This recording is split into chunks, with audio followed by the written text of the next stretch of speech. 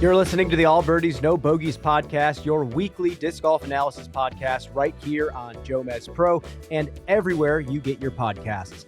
Also, if you have not yet subscribed to the All Birdies, No Bogeys YouTube channel, I suggest that you do. It's filled with all sorts of little funny videos, highlight reels, just more stuff to fill your algorithm with more disc golf.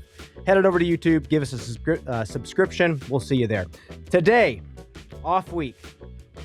No tournament, MCO coming up next week. Joining us to break some kind of exciting news and talk to us in more detail, our boss, Jeff Spring of the Disc Golf Pro Tour. Jeff, how you feeling right now, my friend? Thanks for joining us. First guest on the show. Wow. Okay, I didn't know that. I figured there may have been a guest before me. I feel great, though. What a time to be alive in disc golf. It's perfect time to talk disc golf, start of the season, and we've got some exciting things on the horizon. Well, let's just jump into it right away. There's two big things that we want to talk about. Match play is happening. It's a match play series this year, and it's happening at MCO. Can you just walk us into what this is, how it came to be, and what the fans should be expecting for this tournament? We've run two match play championships, one at Bailey, Colorado, one at Steel Club in Pennsylvania, and the fans love match play. It's hard to get a lot of players into match play on one weekend. And we want to introduce an in-season tournament in order to space it out over the year. We're able to kind of take a small bite because it's the day before an already existing tournament that we're going to execute some matches. We have 4 stops starting on the Thursday before MCO. We've got the Thursday before Crocal, Thursday before Idlewild, and then group play will end the Wednesday before GMC, a playoff event. So it's 4 days, so it'll be the Wednesday. And basically what we're executing at those 4 stops are head-to-head matches. And there's 16 MPO that are competing in their side, 16 FPO in their side of the, kind of separate competitions. And they're in 4 groups of 4. So we're executing group play just like the World Cup. And each group is made up of a first card, second card, and third card all-star, and then a wild card. And the wild card was determined through standings through Austin this year. So people qualified through their play so far. But also I've made a couple tour director picks as well. So if people don't know what group play is, I'll give a brief explainer. And it's basically you have a group of 4 and you play the other 3 players once. And then the standings are populated by if you win, you get 3 points. If you tie, you get 1 point. If you lose, you get 0. Whoever's the top 2 in the standings will advance to the Match Play Championship, which is a postseason event set for November 7th through 9th. Now at Hornets Nest, we're returning to Hornets Nest in Charlotte, North Carolina. Yeah. Let's go. And so it's going to be kind of happening throughout the season. You'll see the group standings update at MCO and GMC. All 4 groups in both divisions are playing. But then at Idlewild and Crocal, it'll just be 2 groups each. Rotate. So basically, every player is going to play 3 matches and then try to advance out of their group. Well, how did you guys decide which events you were going to link with the match play? It was based on getting it off and running early. And we wanted to use the season to qualify some people in. And we were looking at registration trends, and a lot of people are playing MCO. So we knew that, for instance, Evelina and Henna aren't going to be able to play because they're not playing Idlewild or Crocal. They're actually, when we set it up, we picked the events. I looked at, basically all the all-star registration. They were registered for Crocal. And so we moved forward knowing that, hey, it's going to be doable for them. But then they said, actually, we're going to drop Crocal. And they, are trying to prep, they said, for the 2 majors in a row. So they're going to play PCS, skip Crocal, and then go to the EDGF and World. So that's the other thing we looked at, though, is what does the registration trend look like? We were looking for 3-day events, so we could put it on the Thursday and not extend the week necessarily. But these will be in some ways like practice rounds for the pros in that, we don't want to put an extra burden on them. But it's match play. They won't be grinding as hard. Sometimes you say, I'm out of position. It's your hole. You're parked. I don't have to throw another shot if I don't want to. So, I think that the reaction from the pros was that they're pretty excited for it, and it doesn't seem like a heavy lift. it's really just 3 extra rounds, Yeah. kind of positioned like practice, but maybe just practice with a little extra, kind of consequence, really. But the purse at the end, we've guaranteed a minimum 15K to the winner of each division. Oh, wow. And we're hoping to build on that. But, if you make it to the championship, you're going to have a guaranteed, payout. And, yeah, we love the in-season tournament aspect where you can track something else that's going on throughout the season as well. So we think it's Yeah. something that we could potentially build on. I might have just missed this, but if you could clarify, do you only make money if you make it to when they start making cuts? No, if you qualified as an all-star, basically you qualify as In an general. all-star, and then you qualify through standings or through the tour director picks.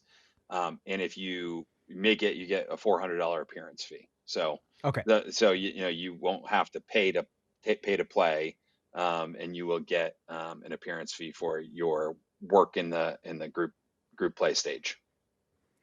Now, is that And then when it something? comes, Go ahead. go ahead, Perk. All right, I'll take it. Is that something that we're going to be watching on the Disc Golf Network, or is that like a post-produced situation? Yeah, it's going to be live on DGN Pro, and I believe the first one we're streaming on YouTube, at least as well, All to right. get people in and seeing it. And some of the matchups in round one are pretty sweet, so I think people will want to tune in Yeah. and see it. And we're gonna announce next week a couple of post production cards too, because it's 4 cards, and I think in match play it is hard to cover like each storyline. There's going to be 8 different matchups across 4 cards, so I think we're gonna have 1 card of post production is the plan at this point. Oh, cool. Yeah. Was this always a dream to have an expanded match play series? I know it had always been a single event before. Is that the case? And then do you have plans to extend it even farther in the future? I'd like to expand it to 32 and then maybe 64 if it works out well. I think we've thought that if we get it off the ground with 16, it's going to be added bonus, added content for subscribers, for fans on site. But, we want to add the opportunity for players, and seeing a really big bracket throughout the season whittle down. I played traditional golf growing up competitively. The club championships are kind of, you get grouped in a bracket and you have your competitor and you just have to find time to go play with them, and you do it yourself and you report back. And there's some flexibility to it. And I think the flexibility here kind of mirrors that, not totally, but in a little bit of the same way. So I think it does allow us to maybe expand it in the future. And, I from the first 2, it is a lot of golf if you want to expand beyond 16 players in a division. We're talking about like 5 days and multiple matches a day, or cut down to, I think we did 12 holes at one of the match plays of the past, so we could do multiple events. These are going to be nice because they're practice days, so we do want to keep it 18 holes. There'll be people practicing before and after these groups as they go off as well. So Cool. yeah, always kind of thought, hey, we could expand it by having more stops across the year. You got one, Perk? I'm just excited, man. I think match play is it's a great way to kind of display our game. It adds this unique element. It puts players in these situations where they have to go for shots and the round's not even over yet. So I've always enjoyed watching it. I think it makes for great spectating, and also there's an element of match play where the players are obviously they're focused, but they're almost like trash talking each other. They like it kind of, you get a different look at it. It's almost like a skins match where players are a little more loose and we get a little bit more of their personality. So I'm excited about this announcement. We're going to have head-to-head pressers too on Wednesday. I don't know if you guys have heard that. I don't know if either of you will be at the presser, but we won't. I don't know who's hosting that one. I think it's going to be Grant Zellner that's going to be out there on the ground. way. So All right. I'm sure he's going to do a great job. Yeah. I have another question though. So is every match play event for the foreseeable future going to be at a place that we have an event, or are there any thoughts of bringing it to some, pretty legendary courses that would set up for just match play? Yeah, I think that in future years we could allocate a standalone venue for a broader regional match play, get more knocked out. It depends on the live capabilities, but certainly with a smaller field, you can go to spots. One that come to mind is Brook Trails Oh in yeah. California in the Redwoods. I think we have signal tested there. Whistler's Bend, places where you don't need big Ooh. crowds, which would be pretty cool. We've talked about Eagles Crossing, maybe getting back to De La, like depending on signal, but there are, certainly opportunities to do. And if we could do it post, potentially if the decision was that we don't have to get every single one live potentially. So, I think there are a lot of venues you can get more creative with. But do you guys want to know a couple of the? I know some of the versus matchups. Have you guys seen that list yet? I I heard just got Ricky the Paul. schedule. Okay, yeah, we got Ricky Paul right off the bat. They just were Come grouped on. together. We've got let's see, Gannon and Barella, which I think will be a good battle. Wow. Niklas and Ezra, two early winners. Ezra Robinson for the season.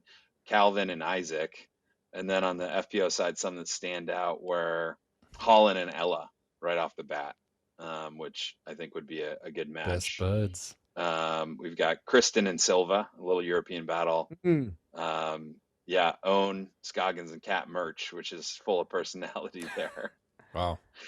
So, Those it'll are be fun. cherry It'll be picked, fun. man. Yeah, and they'll keep mixing up. The groups are great and loaded. So looking forward to it. Thank you so much for the clarity on that. I'm really looking forward to it. I'm actually calling the first match play event at MCO, which is an honor, and I'm super stoked for it because of these matchups that you guys have put together. But Jeff, this is not the only big piece of news that we have to talk about. Potentially even bigger piece of news for just the sport of disc golf in general. Sports betting is closer to becoming a big reality than I think a lot of people realize. Can you kind of fill us in on what's going down? Yeah, we've been announcing this throughout the last year, the steps in the journey, and even starting this year, I mentioned that we're going to be doing some testing at Supreme Flight, which we have been doing the first 3 events behind the scenes, running the algorithms with our partners at Alt Sports Data. But yeah, it's been over a year process of, signing a contract with US Integrity, which is now IC360, which is a consultant and a compliance partner in the sport, making sure that we're taking all the necessary steps in terms of policy, regulation and compliance to get our sport ready to, be bet on, in a regulated market and through daily fantasy. And so that's launching for Music City Open. I think Wow. we're in 6 different states. And I think that those states are going to be able to be bet on in DraftKings is the partner that we've gotten Wow. regulated. So I think it's Tennessee, Nevada, Illinois, North Carolina. Another one I can't remember, but I think Ontario, the province of Ontario. And then Underdog is a daily fantasy site, which is in 30 different states, which you can also bet on daily fantasy. And we have an internal partner that is disc golf focused called Hold My Bag, which is signed up in 19 different states. So we're kind of rolling out wide availability right off the bat here for Wow. regulated markets, but also for daily fantasy. And I think for us at the tour, as we've taken this step by step, putting in policies for players, staff, volunteers, like we've come to see it as an opportunity to grow the sport, bring it into the realm of new eyes and ears, and really get people excited about seeing how far disc golf's come. I think when we've been working to expand our market and how many people play and watch disc golf, everybody's always very surprised at what we're able to do with the Disc Golf Network, how we're able to live stream remotely from remote places. And, this is just like another step, I think, in that journey. We expect it to help viewership, help awareness, help with partnerships, and then hopefully just help the economics of the sport as well. There are certainly some risks, and that's why we've taken, basically over 18 months here to go step by step through the process and make sure that we're working with some of the best companies like IC360, All Sports Data, that are working within the sport already and with some big sports leagues. Knowing that we're working with good partners like that, really helps. And so now we're just excited to see what kind of impact it can have. Wow. Yeah, go ahead, I got a Brian. question. Go ahead. Yeah, I got a question. So you said there are some risks. What are those risks? Yeah. If you can share them openly. Yeah, I think the standard risk that everyone comes to mind is maybe players betting on the sport, and that has Mhm. happened in MLB, in NBA, in NFL, in probably almost every sport that is bet on. That's something that is a risk for any sport that's going to be bet on. I will say that whether or not the Disc Golf Pro Tour is engaged, and basically we're not the sports betting entity. We're licensing the data that we have. But if you look at the market right now, there is some sports betting going on disc golf either way. So, Mhm. when we look at it, whether or not we are engaged in a link in that chain, I think that Mhm. we're getting to the point where, it's been a while now since sports betting has become, more available in the US. And we're getting to a point where whether we're a link in the chain or not, we need to have, a compliance and integrity program which comes along with this. Now that requires us to spend some money, get some consultants, create a gambling policy, and help educate our team, our LOCs, and players on it. And so that's something that we feel like even if we aren't a link in this chain is becoming almost mandatory for us to do because there are other fantasy sites out there and there are other ways to bet on the game. And so by getting out in front of this, I think and putting it in these policies and education programs in early, it helps us stay in front of any compliance issues and integrity issues. And at the same time, we're hoping that we're going to be able to fund that effort through generating some revenue, not just for the tour, but for players and partners in the sport. But that certainly is one risk. The other risk is um, that comes up is potential, negative effects on players if fans are betting on them and they're not having, a great round or something like that. There are some risks and concerns with that happening. I would say that, it's a pretty social game and fans are very passionate, and we have dealt with similar issues before. We do have security at our events. We had at the MCO last year a larger security risk that Yeah. we dealt with and scaled up afterwards. So, when we looked at it, we didn't feel like this was adding, um, more than we already are looking at with potential for negative player interactions with fans. But we also have looked at it as a way to make sure that we are aware and addressing any risks in that area as well. The other thing I'll say is that Interesting. we're when we start here, there are going to be pretty low limits. It's not like people are going to be able to bet thousands of dollars.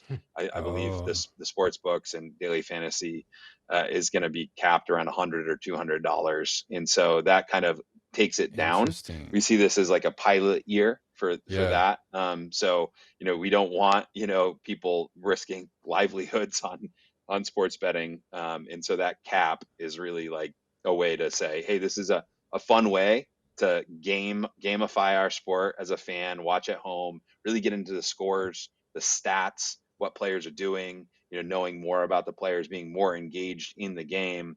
That's the positive way that you develop like the depth of fanhood. I know that on fantasy, like I started getting into fantasy baseball, and it made me a lot bigger fan of baseball. Yeah. And it got me a lot more engaged in the statistics of baseball, and just well versed in all the parts and pieces of the sport. Um, and not having grown up a huge baseball fan, I was surprised to find myself like very invested Yeah. after a while. But it was enriching. I really loved it, and it was a good kind of thing with my group of friends to do together. And I think the more positive aspects of sports betting are there. And then certainly risks of I think that risks that are there for sports betting in general, or how it can negatively affect people's lives, just as Mm, on the betting side, if they get hooked yeah. or something like that. And I think that the low limits to start, are also like a good, kind of safety play against that. There's no in sport betting either. Sorry, in game betting, in play betting. Okay. So like, Not like live. any lines lock before it starts, Yeah. and then they reopen after the tournament is over. And what this is more of an integrity risk. So one of the risks is that a player is betting, or something goes wrong with kind of scores or statistics or something like that. So it's very simplified here. The lines will be based on pre-start metrics that you can bet on, and then the books will close and then reopen after it's over. So it's really just based on score. I think that statistically, we still have a long way to go, and Hmm. it will take more investment in technology to automate some stats and verify stats. And we have connections Yeah. with PGA and understand all the technology they deploy with Okay. their walking scores to verify. And Yeah. so we're not at a place where we're opening up any sports betting on statistics at all. Okay. Okay. Like Yeah. what Just we're doing finishes. is just final scores, and that's Yeah. something that when we consult with our partners like US Integrity or IC360 and Alt Sports Data, they've looked at the history of the sport and how well we confirm, scores, and they're very comfortable. They think we're in a better spot than some sports that start with sports betting. So that makes us confident there as well. And there are things like NBA. There you bet on some stats like rebounds and Yeah. Mhm. assists. And one thing that I asked about is like, what if there's a post game correction?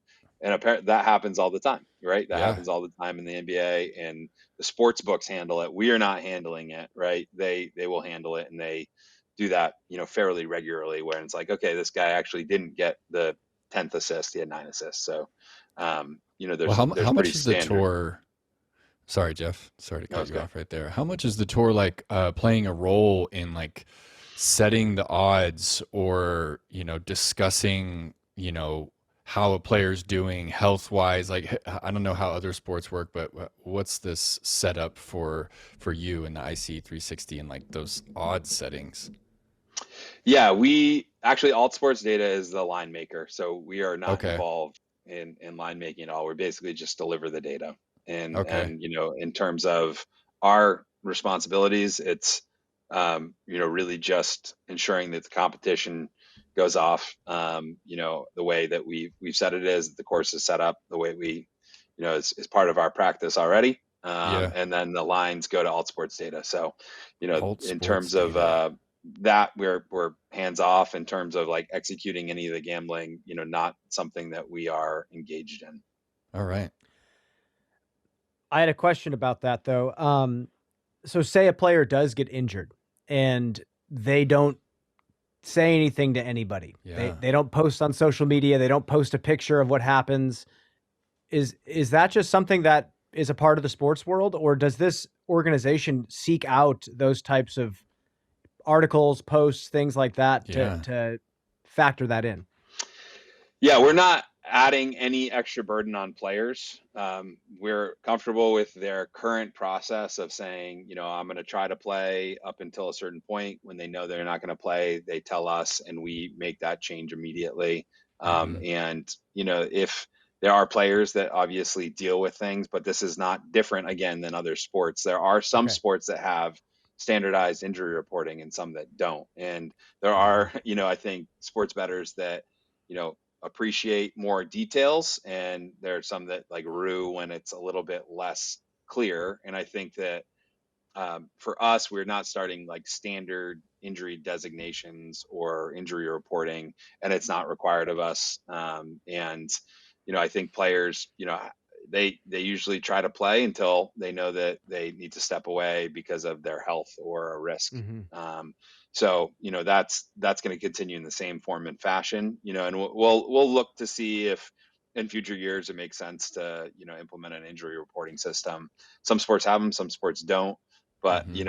I know that like there's been discussions of, players in the past playing with an injury that's unreported. I think Tom Brady did that one season or something like that. And really comes down to what the players, decide that they want to share. And, Yeah. players don't have a requirement to do anything other than what they've been doing, and whatever, they're doing is okay there. So.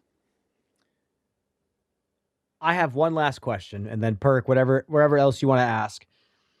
Say the floodgates open, no caps on what Yeah. you can bet. You can bet hundreds of thousands of dollars like some people do in other sports. What would then need to tighten up on our side, if anything, from like an operational side or Hmm. policies, regulations, stuff like that? Well, first of all, we don't have an obligation to continue to, license our data. So we could always, if we felt like a cap was too high, we could always, remove that, the ability, to use our data. And like I said, whether or not we're engaged, there maybe are opportunities for either daily fantasy sites or sports books to still implement betting. So, at this point in time, we feel like the oversight of the Disc Golf Pro Tour and our engagement and integrity and compliance efforts is the right way to go. For it to expand to basically, I think the next thing would be, trying to, have live, in round statistics that are accurate. Right now Hmm. we're continually working on, bringing back live scorers from year to year, training them better, getting them Hmm. to be more accurate. The PGA uses radar and ShotLink to basically, they can project where the ball is going to land before it lands there, and it's pretty Wow. incredibly the technology that they have. I've gotten to tour the Yeah, with the ShotLink Garmin. trailers, yeah, and you can watch like their broadcast of just like that online, of like a digital broadcast without the players, and it's Wow, actually slightly ahead of like the ball landing. that's um, crazy. so they're able to verify, but they also have walking scorers, and I've talked Yeah. to their VP of technology, and he talked about a very similar process of recruiting, training volunteers and bringing them back year after year, and giving them Okay. feedback. And so they're And you also can there bet that, on golf live. Like you can bet on shots like as they come up to the lie. Like, hey, he's going to get up and down from the bunker and stuff like that. yeah, I think they do have I'm not exactly clear on what in play betting they have, but I believe they Yeah. they do have some. And mostly it's like odds change, right? And so Hmm. if the leaderboard changes, you can, Rebet rebet on the on finish. someone, Yeah. midstream, right? Yeah. And betting is still open until a certain point. It's kind of like in the NBA, if you like took the over and then it looks like it's not going to pan out, I think there are opportunities to, bet in play. So I would say we just need to, continue to invest in technology and training on statistics, in order to like open up in play betting in the future. It's not necessarily like on our roadmap on a certain time right now. Hmm. We see it as a pilot season, to take, kind of a first step, and make sure the sports betting and the daily fantasy that are offered are, well managed, well regulated, in compliance, and being done, within the standards of integrity that we've set. And that's really the focus now. So, but to answer your question directly, Brian, I think just technology advancements Hmm. probably. And you know, I, I I don't think that we want to necessarily see betting, kind of caps raised quickly, because I think, something that another risk that, you mentioned is like, is it more lucrative to, you know, violate our policy, Hmm. than it is to, come in, 20th place. And so, I think that we're in a place where we're launching where that's not really a big concern at the moment, Yeah. Yeah. and we kind of want to scale with purses. So if purses, you know, go from 100,000 to 500,000, and that cap goes up, $500,000, that seems like a little bit more in line with like the incentives not there, right? But Gotcha. Yeah. we have the integrity partner that we have, IC360, does social listening. They monitor players' accounts, they monitor Wow. what they see and hear, and so if there are irregularities, they'll investigate. And so Yeah, that's I crazy. think that there are some things to be aware of there. And um, if you look at Shohei Ohtani, his translator got into a Yeah, big mess, and it's hard to almost believe that he wasn't a part of that. But there are like had to have been. also other baseball scandals, Sure. there. So I think regardless of how those folks are probably making hundred thousand millions of dollars, and Hmm. still saw an opportunity. So I don't know that like we're immune from it even at a low level, and I don't Hmm. think if people are making millions of dollars, those sports are immune. Mhm. I think you need to be diligent. You need to have a and compliance program, and integrity program, and work with the organizations like IC360 and All Sports Data to make sure you're doing your due diligence and understanding that there are some risks. Let's keep them low, and let's see if the upsides on a pilot year outweigh that to Yeah. take next steps going forward. Cool, man. I'm excited to see our little drop down menu on DraftKings. I wonder if it's going to be a flying disc or a little basket. It's exciting. I don't know those answers actually yet, but No, I'm not a gambler myself, but yeah, neither it's am going to I. be cool to see disc golf out there, Yeah, in up in the kind of listings, whether it's on sports betting sites, and or pushing to other kind of sport websites too, which I think can come yeah. from this. No, it's going to get a lot of eyes on the game. That's exciting. Brian? Jeff, thank you so much again, filling us all in. This is really exciting for the sport. Not only the sports betting, but the match play and the whole series this season, and the championship finishing at now my home course of Hornets Nest. I am over the moon right now just hearing all this. With that, before we let you go, MCO's coming up next week. Obviously, match play is happening, but then we have a Disc Golf Pro Tour event that Hmm. weekend. What do you know about what's happening at Mill Ridge? We talked to the tournament director. We'll talk a little bit more about that later. But from your side, Jeff, what do you know? Yeah, I'm excited to see some updates to the course. I think notably when spectators are coming in, they're not crossing a fairway. They've separated those two holes. I like the changes to the flow. I haven't been on the ground. A couple years ago, Chris Dickerson and I went up there before last year's tournament and gave some feedback. And some of that feedback looks like it's actually been incorporated this year. And we've been talking to the Cool. team. So it seems like that's going to help continue to improve the design. I think the course will play continually better as it's kind of been marching towards. I also know that it's a great city for spectators. We were just coming off of Austin, and we had like a record-breaking crowd there for that area. We had 2,600 tickets sold, which was a big number for us there, and we're really investing there. But Nashville's another market where it's looking like it's going to be a big turnout, and a good year for the spectator experience. So if folks don't have tickets, there's still some available. I would encourage you to get out there and have some fun. And Nashville is just a fun place to be. Mm-hmm. So if you're from outside, it's not too late to come and see us next week.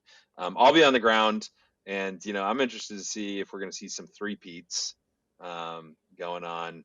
I know Simon. Yeah. Well, is Kristen on a chance of a three-peat? I'm not sure actually on that one, but I know Simon won back-to-back. Yeah. And he's looking for his third guitar in a row. I think Kristen is as well. Yeah, she is. Yes, Yeah, yeah, she is. yeah, That would be wild to come off missing cash and then three-peat. That'd be pretty sweet for Lazat. yeah. It's I feel like it probably is wouldn't even be that surprising to me because Mm. he was off to a hot start, and I don't know. I think Sprinkle Valley left a few Slowed him up. scars for some people and maybe Yeah. threw off groups, but Simon seems like he's in a place where every week's a new week probably. But Cool. Well, Mr. Spring, thank you so much for your time. Thanks for joining us on the show. And you know what? Maybe we'll just have to have you on again if you got any more breaking news for us. Always willing to come back. I'd love to have a segment once in a while, and just give me a call. Like I'll let you know when the breaking news is coming, and always happy to drop it here first. So. Oh, we will, Jeff. Thanks for coming on. All right, thanks guys. Take care, Jeff. Well, Nate, that was informational. That was pretty much exactly what we wanted. I love the ability to have Jeff come on and kind of break news to us, or maybe give us some more details on this. First off, I'm stoked about the match play. I love that they're trying to prioritize that, and I hope that they expand it even further in the future. What are your thoughts on match play in this whole series that's going down? Well, just in general, I mean, it's cool to have Jeff on. Dude's an animal. It's crazy, like the mode that he just locks into when you're talking to him about, his baby, the Disc Golf Pro Tour. So he's just a wealth of information, and always love to kind of pick his brain about disc golf. But I love what they're doing with the match play. I think it makes a ton of sense. I mean, the way that he talked about it just being like a practice round for the pros. I mean, we want to continue to have a good relationship with, the players that are the lifeblood of the tour. So we don't want to just like throw them, ton of extra work every week. But this is a way that they can practice with a little bit of like, fire underneath the round. Like it has a ton of meaning to, it's going to be showcased on the network or on Jomez, and then they have a chance at 15K. So I think it's great to have that just like the day before a 3-round event. What are your thoughts? Yeah, it's not a big ask of the players at all. And a little match play can kind of get the competitive juices flowing right before the event. You're playing the course that you're competing on that weekend. I think this is a great start, and it's a good push in the right direction, because I would love to see, like what Jeff was saying, that full season 64-person match play event. Yeah. Where people can come out and see disc golf played in a little bit different way and see some more exciting risk-taking, so to speak. The one thing I will say, I really do hope we can move to some courses off the tour, maybe on some off weeks. Yeah. And local stops. Highlight some really cool spots that maybe don't pass the full infrastructure test. Yeah, go to the city courses. Yeah, Kaposia. Kaposia, De La, like you said, Pier Park is one that I keep thinking about. I know it would be hard to like rent it, but you can. And do you even need to rent it? I mean, if you just have a few players going and playing their match, I mean, if you're going to sell tickets, you're going to have to do something. Okay, but I would just love to see the best players in the world throwing Dreamcatcher on camera. That's just one of the most iconic, sick shots to see the best players throw. But right now, MCO, Crokel, Idlewild, GMC, Hornets Nest, I think that's a pretty solid lineup. And Hornets Nest, not on the Disc Golf Pro Tour. This is match play exclusive. I'm super excited. What is your wish list? What do you hope this turns into?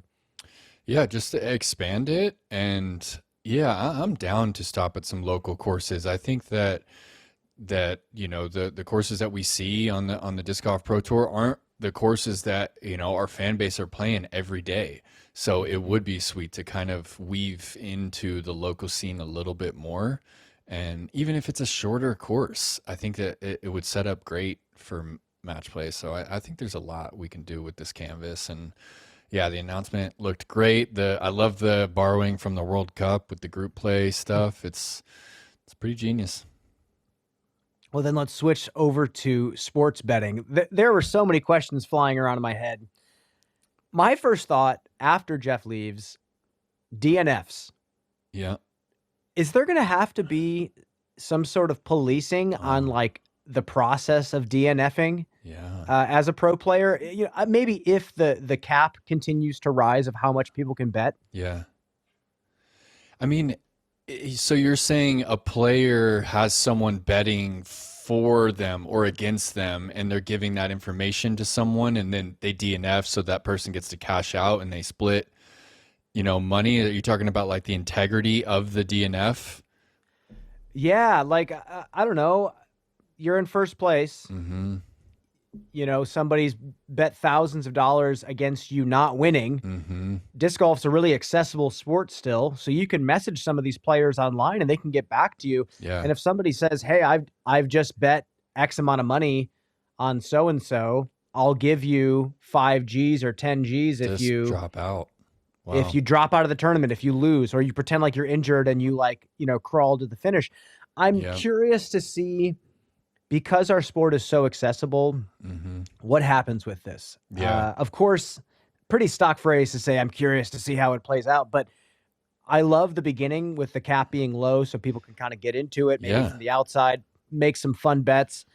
But I really want to see what loopholes have to get closed up. Sure. And who's we'll have to making talk the more odds? about this later. That's my biggest thing. Is he said that I forget the entity that's making it, but they are really like data oriented and looking at past finishes and stuff. And I just wonder, like, there's got to be an opportunity for them to communicate with a disc golf analysis expert or a big fan or something that knows the courses and knows the players, because I feel like it just can't be based on data and past finishes. And I just wonder, when their money is at risk, like, who do they go to? Do they like pick out a podcast and they're like, "Oh, let's get Charlie Eisenhood"? Like, you've been pretty good at guessing. Like, when are we going to get an email in our inbox? Like, "Hey, do you want to help set the odds for the World Championships?" Because I'm just wondering who the experts are that are like giving them feedback. I think, again, because the cap is low, it's kind of low stakes, and I'm guessing that there isn't a lot of that right now. I think the higher stakes you go, the more detail oriented you have to be.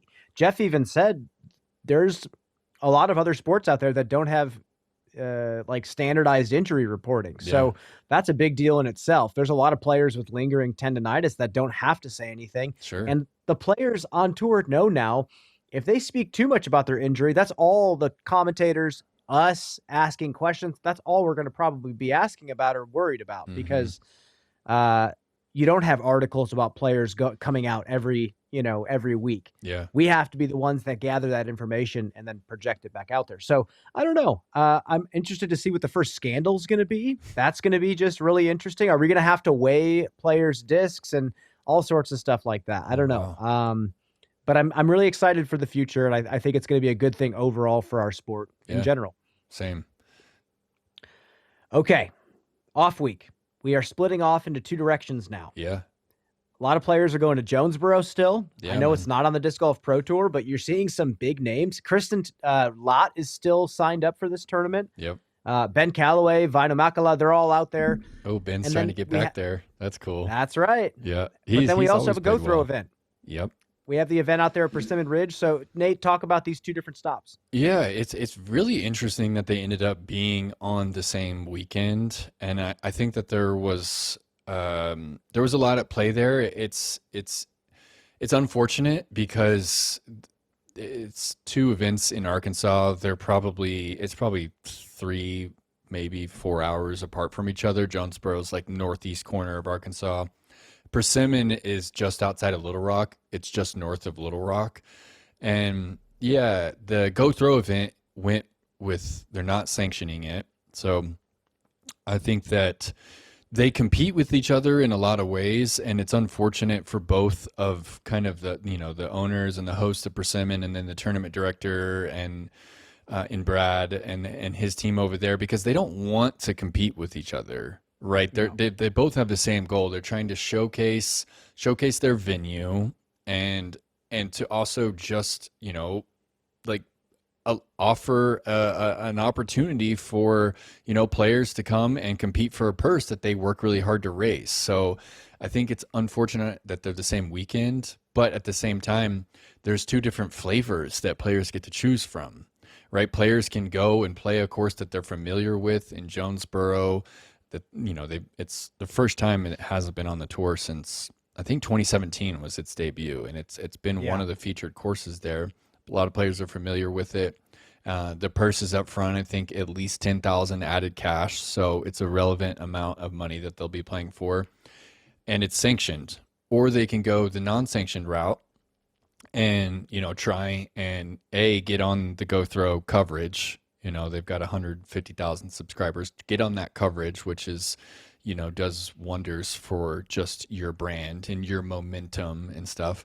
It's not sanctioned, and they're still playing for a relevant purse. So it's pretty cool that there's some options. There's also Texas State Disc Golf Championships is going on. Yeah. So a few players are peeling off and going to play down in Houston. I think Chris Vandegrift and his team, who have hosted a couple of pro tours the last couple seasons, and yeah, so there's some options out there. Well, I'm curious what's going to happen after these events. Who's going to win? But obviously, we have to jump quick to MCO in Nashville, the next Disc Golf Pro Tour event at a course, Mill Ridge, that feels like it's still trying to find its identity from a design standpoint. It's changed so much over the years. There's so many holes that they get designed and then they get removed or they get changed. The flow of the course in regards to like spectator environment, that's all changed quite a bit. But we moved to Mill Ridge, 130 acres of cow pasture, I believe. I think there's a couple really redeeming holes out here that I want to talk about. But I first want to hear your thoughts on this track and the fact that it's had to change so much over the years. Yeah, I first played it during its debut. I think that was 2020 or maybe it was 21. And, it was very underwhelming, to say the least. You show up and you're at this cow pasture in between these two highways, and it's similar to JomezPro in that it's got this little, undulating fairways, little hills that you're throwing down and hiking back up. And, there's a couple mature trees out there, but overall it's not the most ideal piece of land where I feel like we should be showcasing the game. Now, the team that's involved with the course and the tournament is the sole reason why we keep coming back to Nashville, because obviously Nashville it's a great hub for disc golf. It's a great city that we should be visiting. Really culture rich place. So I love that the tour goes there, and I love the work that the team in Zach Hoy and his squad have been putting in on Mill Ridge, because it went from a course that I felt like had absolutely no business being on the swing to a course that was diverse and challenging. And, there's a few holes out there that I remember, but I'm with you, Brian. It's still searching for its identity. I don't think that anyone out there can really go through, hey, 1 through 18, like, let me replay that in my mind. Like, who got the birdie there? Who, when did Chris fall off in the round? Like, those memories come when the course has like fully rooted itself and found its identity, and people remember the holes. They remember the action. I think that's the mark of a great design, a great course. I think when you think about a course like Maple Hill, you can run through every single hole, and the moments they build up, and the history is written as the tournament unfolds. So I still think there's a chance for us to kind of find that history in Mill Ridge, simply because of the team that puts the work in there. 100%. And we spoke to Zach Hoy earlier today, just trying to get some notes and some updates on the course this year. I want to talk about that after we just dive into the one hole on this track that I really feel like has found its identity. I think it's playing as hole number 6 this year. So let's fly through this hole. Nate, what do you like about this one? I think it's a signature par 4 on the course. It was 8 last year, 6 this year. Yeah, I mean, the clear options for me are what are so intriguing. It's that big hyzer out around, and you kind of go over the OB, and you want to come inside the tree, which is out there at like 470. So it's a massive shot, brings in a ton of risk. Or do you want to try and carve something up the middle?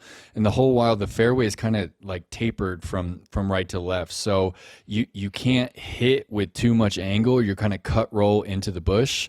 It's definitely one of the memorable holes out here because it's a really difficult birdie to get, and there's a few different ways to play it, and they both take like pretty high level precision.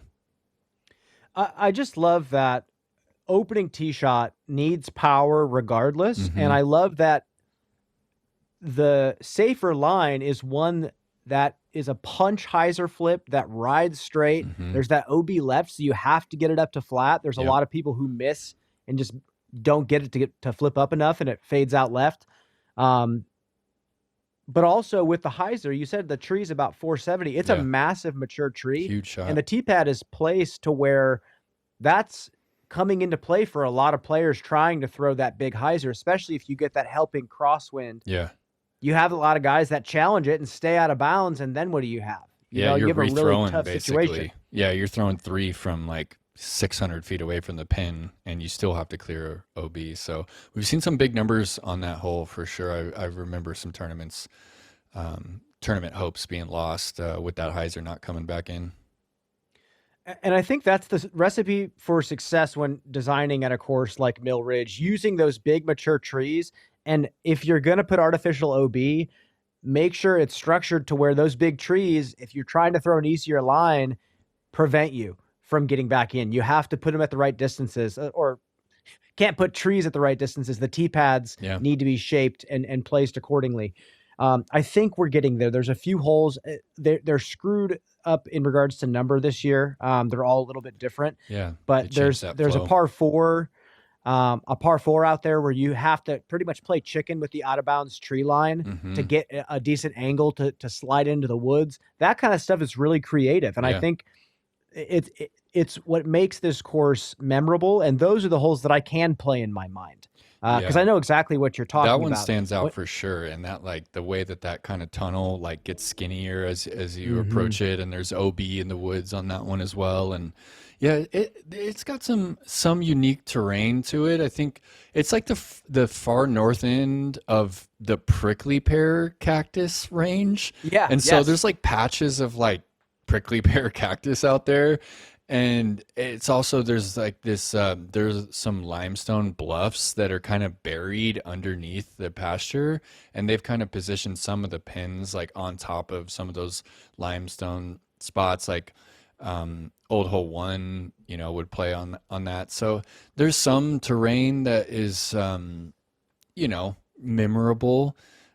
By the way, Perkins, hole number 10 is the par 4 that I'm thinking of that I really think is a good hole, where you have to challenge that kind of funneling OB, push the tree line as far as you can. I don't care how good you are with a rangefinder. Yeah. That type of feel can't be done with that. And also, it slants with like the length of the fairway, so you'll never be throwing at the tree line from the same angle. So I like that hole a lot.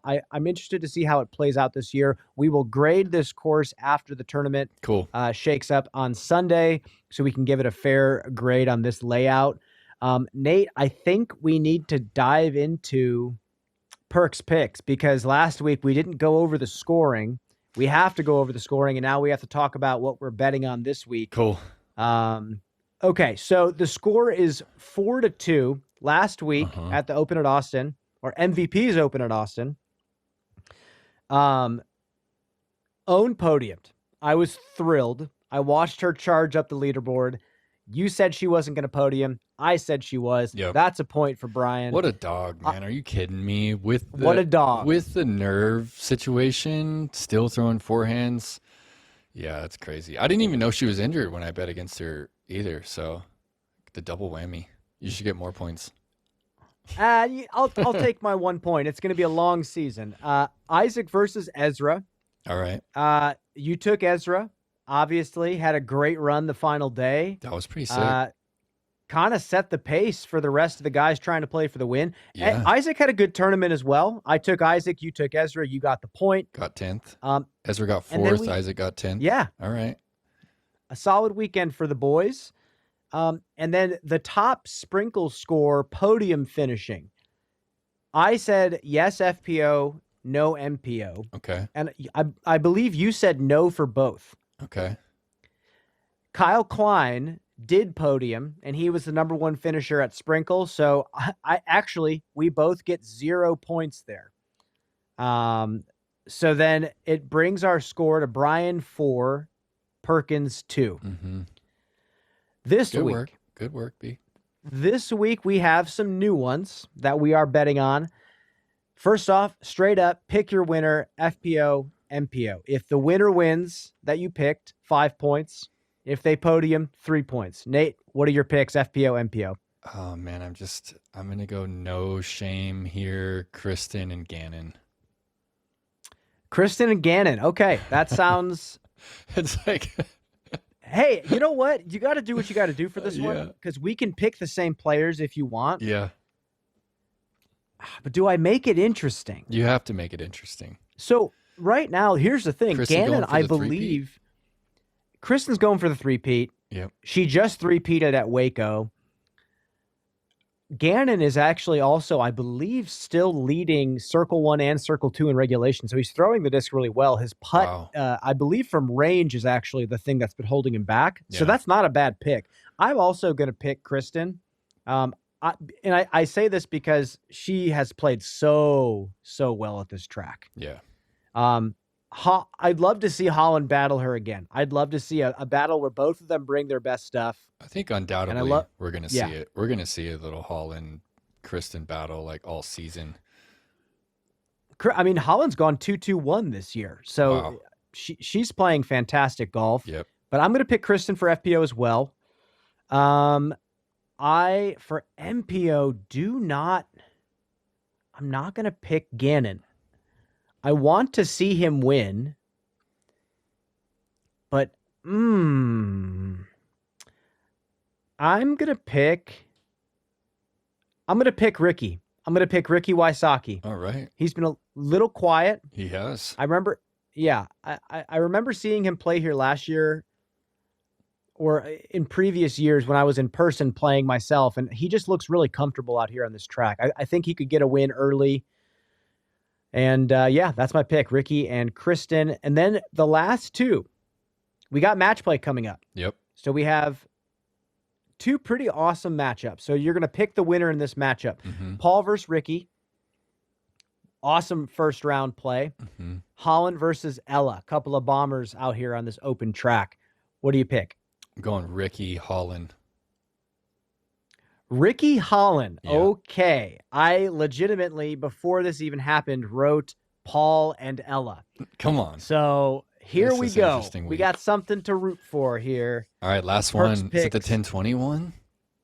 Yes. Pick a 10-20 rated player or below in MPO to finish the highest. Yeah, Who do you pick? This is a slam dunk for me right now. It's a player who has won some titles out on the Disc Golf Pro Tour in years past, and has had a little bit of a slump going on for, I don't know, maybe 24 months now. And I feel some good golf ahead for him. He's had some decent finishes this year. He just got 14th. And this is probably the lowest rating that he's been in many years. So for me, it's my dog, Kevin Jones. Okay. Yeah. I didn't even realize that he was 10-20 rated. That's actually a pretty low, good steal. right? And that's pretty Yeah. low for Kevin. And this is 10-20 and below. So 10-21 off the table, 10-20 and below. I mean, the difference between a 10-20 rated player and a 10-30 rated player, I think is pretty significant. I think that there's a lot to push through to get yourself from 10-20 to 10-30. Now, a 10-20 rated player can still win on the Disc Golf Pro Tour. For sure. It still 100%. It still happens. I think, James won some tournaments, low 10-20 situation. Like players won, Mason Ford won an NT 10-20. But below that, like 10-10, just peaking over 1,000, we don't see it happen too often. So how low are you going to go, Brian? I'm going to have a little fun with this one. I'm going to pick a player that has the odds stacked against him. This is his first tournament of the season on PDGA, his first tournament in the States this year. Teemu Talakainen from Finland All right. is 10-18. We've watched him win some pretty solid tournaments over there in Finland. Yeah, Finnish Nationals. Got to call it last year. That He's was sweet. solid. Yes. What do you think about him? What do you think about as a player? Oh, I mean, I got to call him at the Finnish Nationals. They played at Seabay, and he went toe-to-toe with Niklas Anttila to take that down. So there's no question, if you can win a Finnish national title, you can win any tournament, really. The year ceiling is high enough because, there's so many incredible, talented players over there that no one's even heard of that can pop off and shoot, 1050, 1070 rated rounds, and they do it every summer. So for him to take home that title shows me as much as I need to see. That's a good pick, Brian. I'm curious to see how the weather is going to affect him. I think it's still pretty cold over there, so maybe he'll defrost a little bit and give us a surprise performance. I'm pretty excited to see Tamo over here. With that, Nate, anything else that you wanted to talk about in regards to MCO coming up, maybe based on what we heard from Zach Hoy? I think it's pretty cool that they have Gibson on board again. I think that they ran away with the trophy category last 2 years with the custom guitar. And yeah, we talked to Zach, and they said that their relationship is actually like deepened, that they got the rights to Gibson to, put on some fundraiser discs. So pretty cool to have a, world-renowned company that's like local to the area. And I guess Gibson's like coming out to the tournament and gonna check it out and show some of the higher ups like the game. So that's pretty sweet. Yeah, what a non-endemic sponsor that would be. That would just be flawless for this area, this tournament. They're putting up a pretty incredible prize. Yeah. The trophies are incredible. Corey Ellis was devastated. He did not win that guitar. He's kind of a guitar collector himself, and he told me how sad he was that he didn't win that tournament because he wants that guitar so bad, and I would too. It's a beautiful guitar. Yeah. Well, get after it, Corey. Come on, man. But this could open the door for them becoming a bigger sponsor in regards to cash and actually like contributing to the event from a financial standpoint. Yeah. Again, it's a waterfall effect in a lot of ways. So yeah, super cool. The partnership to see there. And this is just one of those things, people fall in love with disc golf and you never know what their job is. Cause I believe Scott is his name, is a big dog at Gibson and is the one that kind of connected us with everything. So just awesome stuff. That's kind of the last thing I was going to talk about too, Nate. Cool. But yeah, are you ready for history class to wrap up this show? Oh, sweet. Yeah. We just learned about the symbiosis with the hula hoop. Yes. Where are we headed next? We got saved by the hula hoop.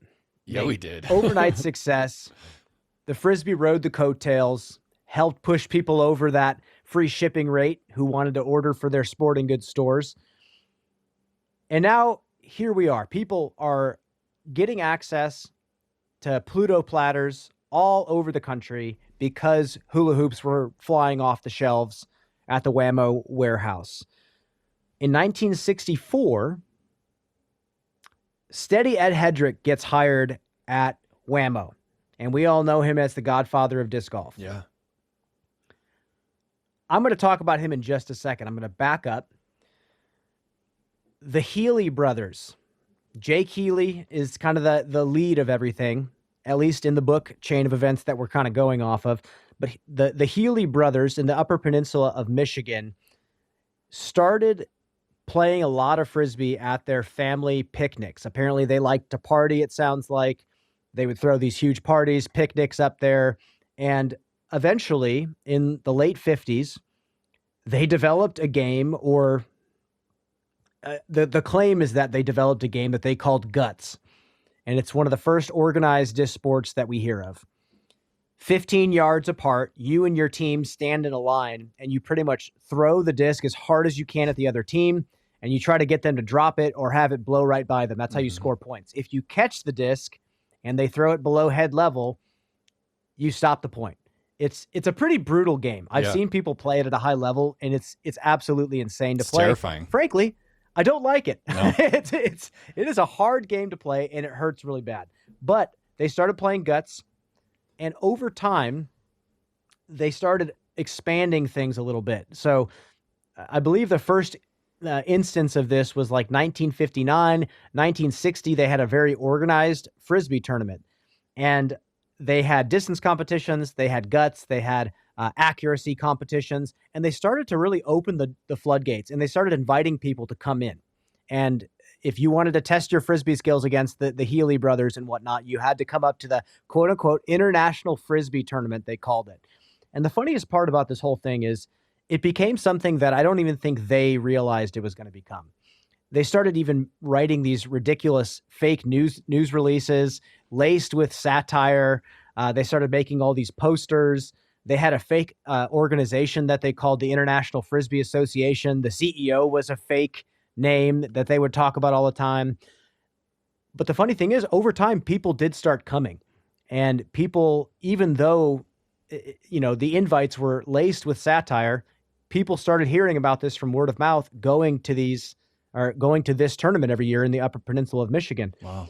So fast forward 1964, Hedrick gets hired at Whammo to do some marketing for them. He's a very entrepreneurial person. And the moment he started hearing about the Frisbee stuff going on up there, he had to go see it for himself. They actually, from what the book said, they contacted Whammo under the name of the CEO, the fake CEO of the International Frisbee Association, to tell them what they were doing with their product. So their ears perked up.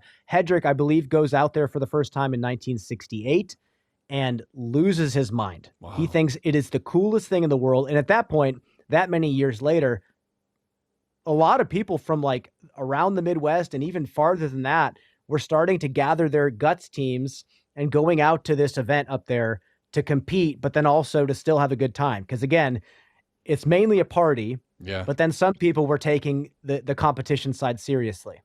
Very grassroots everything. Hedrick essentially says, I have this idea. Your fake International Frisbee Association, number one, is hilarious, but number two, I think we could really do something here. So he has this plan to start an International Frisbee Association newsletter that's a real thing. So they agreed to it, and on the back of every Frisbee that they sold from that point on had a little postcard, and you could send your 50 cents in, fill out the card, and you would get news, about what was going on in the world of disc sports. And that is the beginning of Frisbee culture as we know it. These newsletters started going out to people all over the country. And again, laced with satire. It was mainly an entertainment comedy piece, but there was also a lot of pertinent information in there that showed people where you could even go to compete if you thought that you were something special. And that, in the next lesson, is where we start to meet some of the big movers and shakers in the disc sports world that started to grow disc golf as well into what it is today. So that is your history lesson. Steady Ed is now in the picture. Yeah. It started as a joke, Nate. It started as a party, and now here we are. It's wild to think. I mean, the domino effect, or in this case, the chain link. Like, if any one of these links are missing, like, we're not sitting here. Like, time is so funny in that way, right? Like, if these joke newsletters aren't going out, like, we don't have this podcast. Like, we didn't tour the country and the world like on the back of a Frisbee. It's interesting how it all plays out, and how it, like, this one person can have such a domino effect to affect hundreds of thousands, even millions of people at this point. Yeah, it's awesome. But I felt this serious but not serious effect in real time.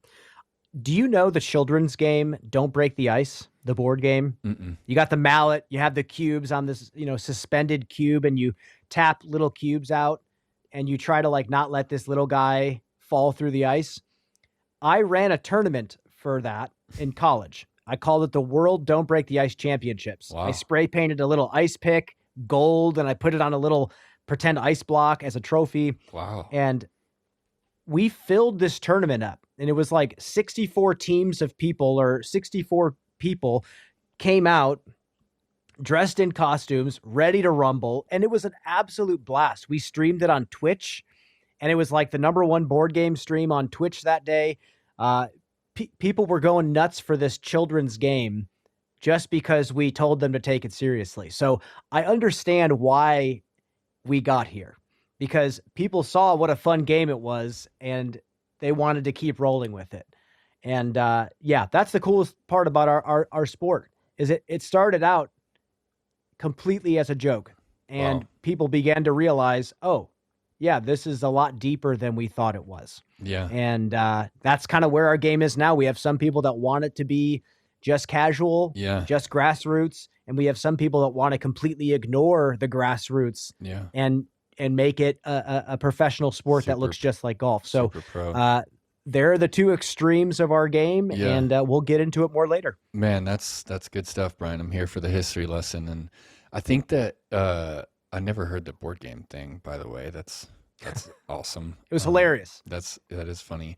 I think that, we have something that other sports out there, don't have. Like, everyone understands like the how a ball is going to roll, or how it's going to fly through the air and everything, but the magic isn't quite there with the ball, right? It's just like gravity's doing its thing, but the magic is there when the frisbee is flying. Like, it doesn't, you don't have to explain it to someone when a frisbee is like flying on a beach and someone's running underneath it to catch it. It's just kind of like a thing that people look at and they're like, whoa, wow, it's really cool to see it flying. Whereas I don't feel like it's the same with like a football flying through the air. It's like, oh, someone's throwing a football, like, who cares? There's no magic there. But the flight of the frisbee is like something to behold. Yes, 100%. That is a very good way of putting it. And Nate, with that, we are going to wrap up a very eventful off-week episode. We will see you next time, folks. Thank you so much for tuning in. We will see you in Nashville.